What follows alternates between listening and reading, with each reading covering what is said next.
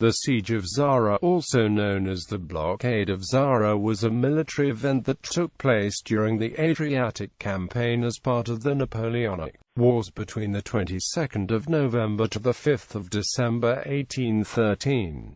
An Anglo-Austrian force under overall command of George Cadogan in HMS Havannah blockaded and bombarded Zara, which was held by a French garrison, and within 2 weeks the place surrendered. Background: the Treaty of Schönbrunn with the Austrian Empire in 1809 had solidified French influence in the Adriatic by formalizing the control of the Illyrian provinces on the eastern shore. After the Battle of Lissa in March 1811, however, the Royal Navy had achieved dominance over the French in the Adriatic Sea. Austria declared war on France in August 1813, and working in conjunction with the Austrian armies now invading the Illyrian provinces and northern Italy. Rear Admiral Thomas Fremantle's ships were able to rapidly transport British and Austrian troops from one point to another, forcing the surrender of the strategic ports. In November 1813, HMS Havannah was attached to Thomas Fremantle's squadron that had successfully blockaded and besieged Trieste. She was then detached to take the port of Zara with the assistance of Weasel. Zara was a regular fortification with 110 pieces of brass cannon, 7 mortars and 11 mounted howitzers, manned by a garrison of 2,000 troops, nearly half of them Croatian, commanded by an experienced French general, Baron Rorschach. Siege. When they arrived on the 22nd of November, they found that the fortress was well supplied and ready to stand a long siege. Sir Cadogan determined to blockade and to eventually attack the place.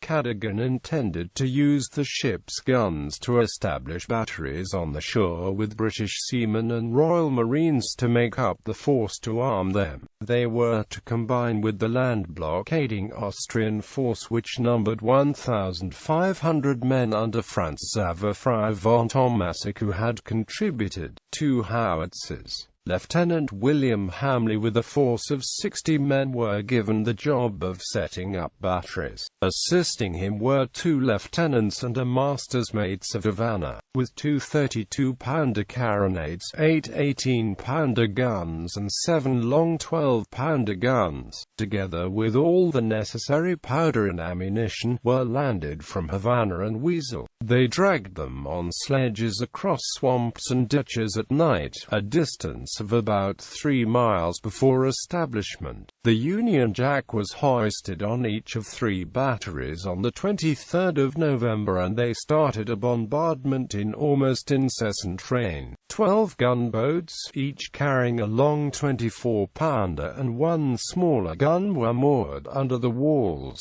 The French fire from these inflicted some damage on the British and Austrian defences at first, and sandbags were continually needed to fill the few entrenchments. On December 1st, 1 long 18-pounder and the carronades were redirected to deal with the French gunboats, and after an hour and a half, not one remained afloat. In the garrison, a mutiny broke out amongst the Croat battalions in Rosey's force. This was put down by Rosey, but instead they escaped the fortress and gave themselves up to the Austrians and British troops waiting outside. This number constituted nearly 2/3 of Rosey's garrison, leaving just 800 men left. On the 6th of December, after 13 days and nights of bombardment, and when the batteries had only 1 round of shot left, Rosey sent out a flag of truce and capitulated. Aftermath. Cadogan and Tomassek laid out the terms to Rosey. The French would be allowed to return to Italy, but not to engage in combat unless they were exchanged. Once the surrender terms were agreed, the French marched out and the British and Austrians entered Zara. In all, the British and Austrians had captured 110 guns and 18 howitzers, 350 men as well as 100 dismounted guns and 12 salvageable gunboats. As they were about to leave for Trieste, Cadogan was later instructed to hand over all prizes and spoils of war to the Austrians. The Emperor of Austria, Francis II, however, awarded Lieutenant William Hamley the Imperial Austrian Order of Leopold for his services at Zara. Soon after, one by one, most towns in the Illyrian provinces fell to Anglo-Austrian forces. Cattaro fell the same month, and in January 1814 Ragusa fell. By the end of March 1814 all towns and cities had surrendered to the British or the Allied rebels that had risen in revolt, leaving the Adriatic in complete Allied control with the exception of Corfu. Zara was restored to the Habsburg monarchy of the Austrian Empire by the Congress of Vienna.